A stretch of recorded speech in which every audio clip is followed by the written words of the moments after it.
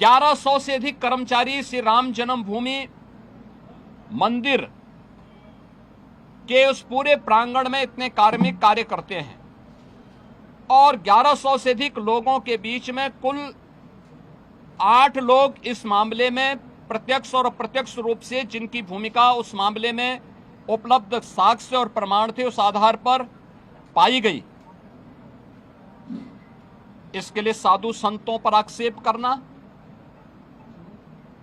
इसके लिए अयोध्या धाम को अपमानित करना, बदनाम करना,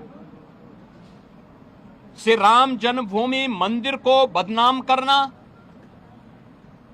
उन 1100 कर्मचारियों को जो राम जन्मभूमि मंदिर की व्यवस्था में लाखों श्रद्धालुओं को सुविधाजनक तरीके से दर्शन कराने में अपना योगदान दे रहे हैं, दिन रात सर्दी गर्मी बरसात किसी भी स्थिति में दर्शन कराने में अपना योगदान दे करके उत्तर प्रदेश के परसेप्शन को अच्छा बनाने में योगदान दे रहे हैं और उत्तर प्रदेश में धार्मिक पर्यटन को प्रोत्साहित करने में अपना योगदान दे रहे हैं, उन लोगों को कटघरे में खड़ा करना ये बड़ी आश्चर्यजनक स्थिति है।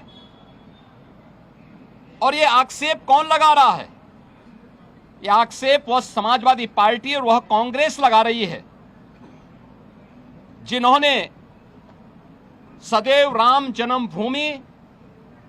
और भगवान श्री राम का अपमान किया है। क्या यह सच नहीं कि 1990 में अयोध्या की गलियों को और सरयू की पावन धारा को रक्त रंजित करने का पाप समाजवादी पार्टी की सरकार ने किया था? क्या पूरा देश और पूरी दुनिया और सभी राम भक्त ये नहीं जानते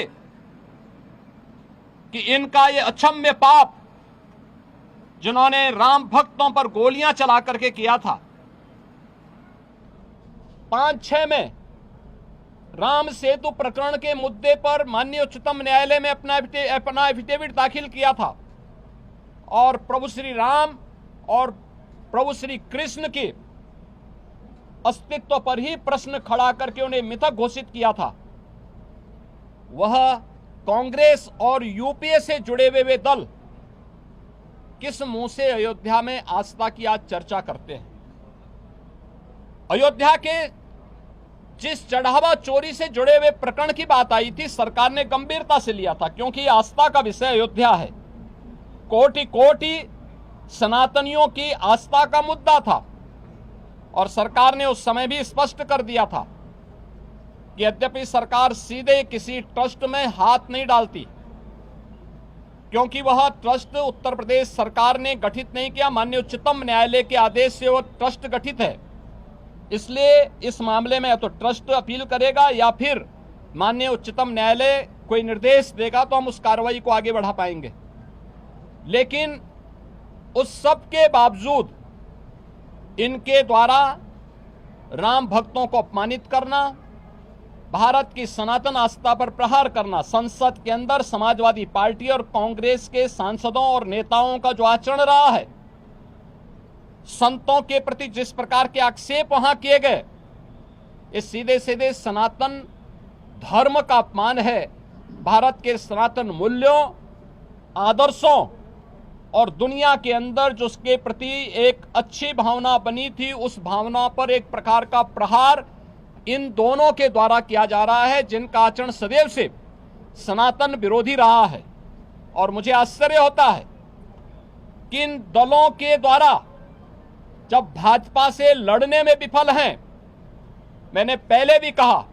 इस पूरे प्रकरण में जो लोग पकड़े गए हैं इनका भारतीय जनता पार्टी या साधु संतों से कोई लेना देना नहीं। उस सबके बावजूद पूज्य संतों पर, उस सबके बावजूद सनातन धर्म पर, भारतीय जनता पार्टी पर या किसी अन्य ऐसे सांस्कृतिक और सामाजिक संगठन पर अनावश्यक कटघरे में खड़ा करके लांछन लगाना, ये पूरे सनातन के साथ साथ सत्य को दबाने, सत्य को झुठलाने का एक कुत्सित प्रयास इनके द्वारा किया जा रहा है। और इसीलिए ये लोग बहुत से भागना चाहते हैं। चर्चा से भागना चाहते हैं।